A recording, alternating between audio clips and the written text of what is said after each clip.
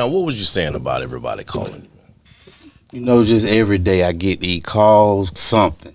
I ain't got it, but they call me I get 20, 30 calls for all day.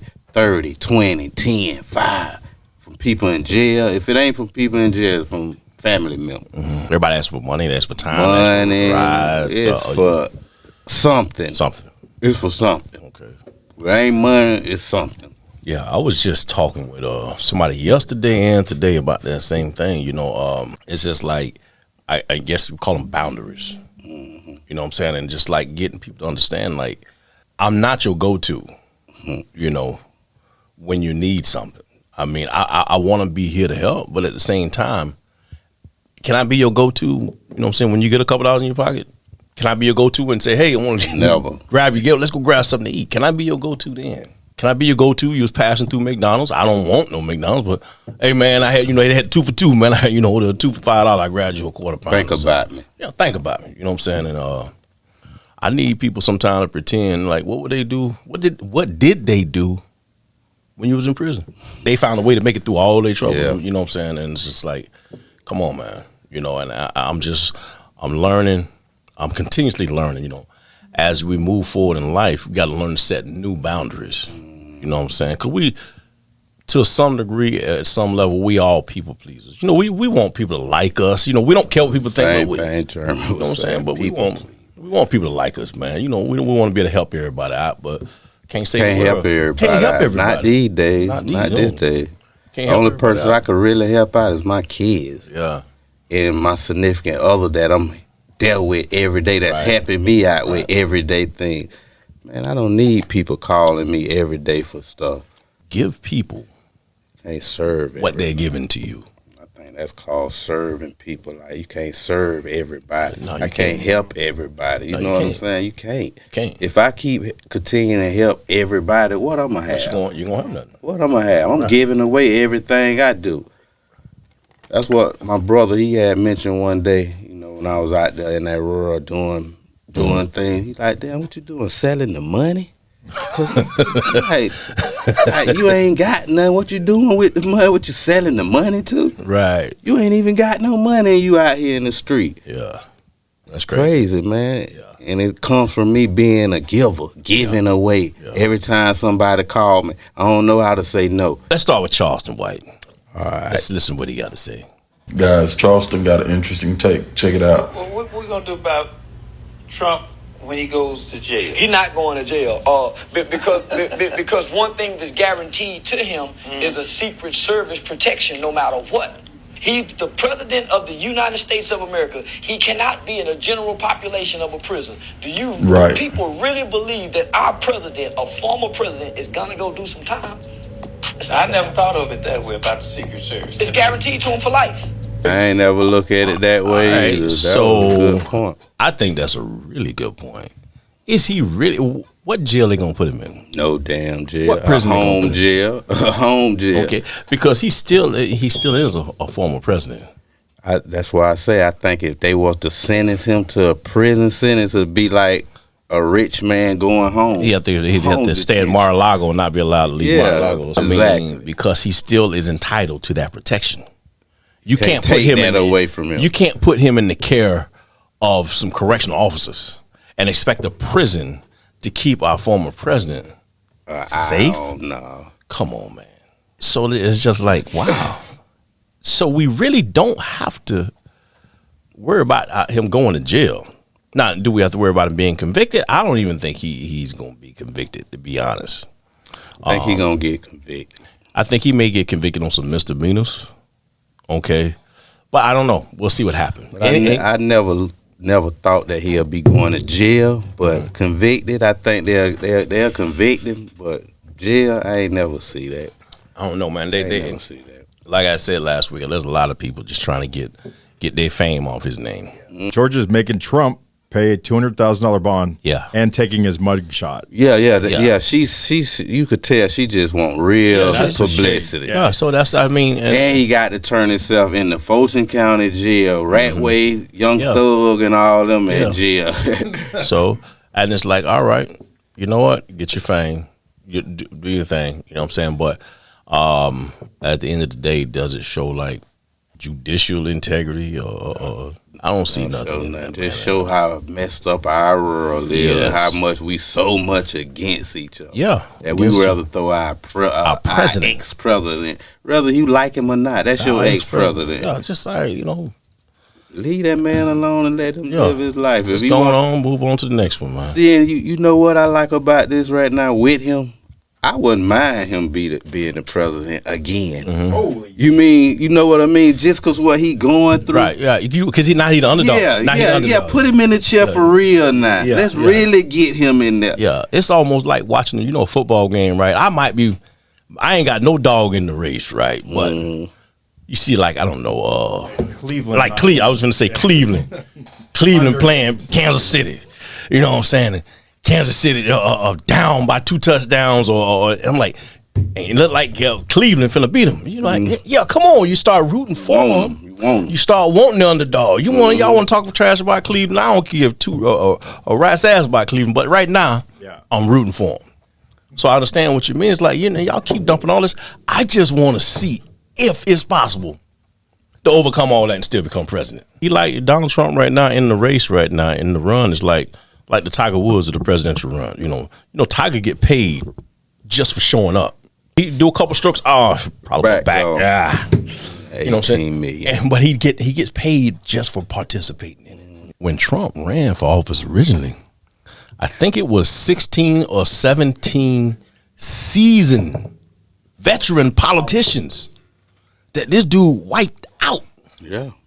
Okay, so now you got these no names under whatever people running. Y'all really think you got a chance against Trump? You really think you can stand up? chance. All right, come on, man. I don't think he's gonna go to jail. I don't And even. I got that from Charleston White. Man. That was a good story because we weren't thinking. Like never that. thought about it. Yeah, we forgot all about this. That's a prime example, right? Why it's so important to just sometimes shut your mouth and just listen to people. You know what I'm saying? Just be willing to listen. Yeah. You know what I'm saying? I remember when I first heard Charleston, like, man, what did you do, man? Come on, man. All right, now you screaming at all these gangs and stuff. man. You all right? You gonna get it? You know, this and that. But I was looking at his approach, and I wasn't listening to what he was saying. He let people know who he is. He a character. Like if Yeah. you listening to me and you really listen to me, and I know people done killed people in your neighborhood, and you want to beat me up and kill me. I don't even know me. Yeah. Just because what I said. Yeah. Come on, man. What he did with Trump. I hate that Trump did it, but they were so focused on his delivery and just how How he was. how he talked. was. It's like they wasn't listening. They was listening more to what his mannerisms and everything else, and his tone, and they wasn't listening to what he was actually saying. He was just being real and being him. Yeah. One sugarcoat, no words, Right. or nothing. Let you know exactly who I am. Right, but at some point, like we talked about before, when keeping it real goes wrong, Yeah. you know what I'm saying? Sometimes it come a point where Yeah. You gotta not keep there's many times I want to keep it real in the courtroom with the judge, but never that. no sir. I don't like how you sit My there. hand on the Bible and with my legs crossed. I might not want to stand up when they say all rise. All rise. Try not standing up and you sitting, you finna go in front of this man. You didn't feel the need to stand up? No. Okay. Oh, okay. No. Sit down. That's okay. Well, actually, we'll call him first. Oh, you first Yeah. get this. You set the whole tone for the whole courthouse that day. Yes. I don't like that. Yes. Boy, I rather Remember be when the first. I used to hate being in court, right? And a dude would go up and piss the judge off and go to snapping and this and that. And it's like, I man. ain't went up I there. ain't even went up in front of this man yet. You know, cussed him I know out, him. told him what to do. On to our next clip. We got 2 from Charleston White today. What is the message that you want to get across to the youth? This youth generation will not, cannot, and does not have a message. They don't listen to their parents. They don't listen to their teachers. They don't listen to the coaches. They only listen to what they idol, and that's a rapper. And over so many years, engaging on the phone and watching other humans on the phone, you lose human detachment. You know, that was a hard thing for me to accept, right? I love to talk about, man, young cats coming up now, but I'm the one that raised these young cats. Just because they wasn't in my home, they emulated me. looked at the things you did. They looked at what I was doing, and everybody in my generation, what we was doing, and every generation wanted to do it bigger than the previous generation, right? You know what I'm saying? Back in the day, it was what? Trues and Vols, thirds and quarters, you know what I'm saying? Old caddies putting them back in the game. Like, I don't know old car. You know what I'm saying? You remember when back in the late 2000s, everybody started getting them Infinities. Remember them bubble Infinities, them ugly Infinities, and then the Escalade came in, and everybody was doing it bigger than what before. And so we created this. We created these. Remember them? Not the 80 babies, They're a the product 90 of our babies. environment, what we did. What we did. How could we blame ourselves for that? You know, these kids got their own life and what they want to do Right. these days. But they got their own life, but they don't know how to communicate.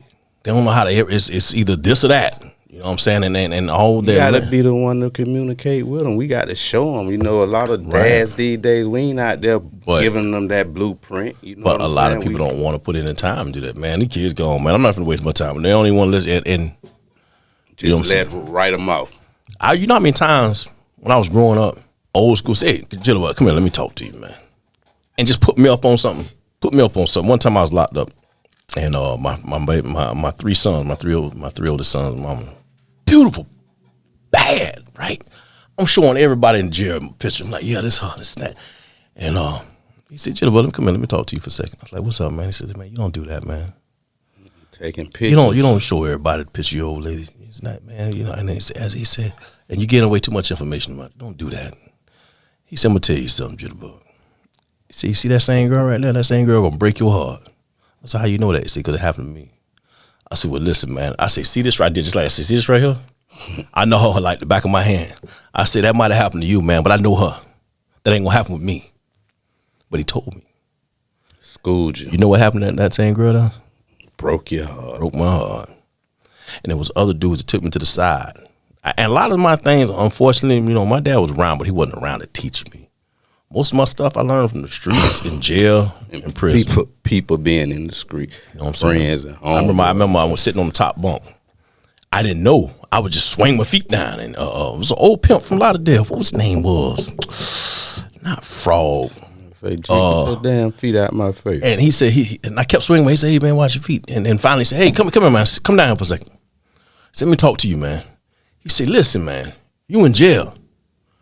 Okay, you got to respect people around you. When you swing down, you don't even look down. So you just swing your feet down. I'm just sitting here. He said, you slide into the bunk, man, and you put your feet down. All right?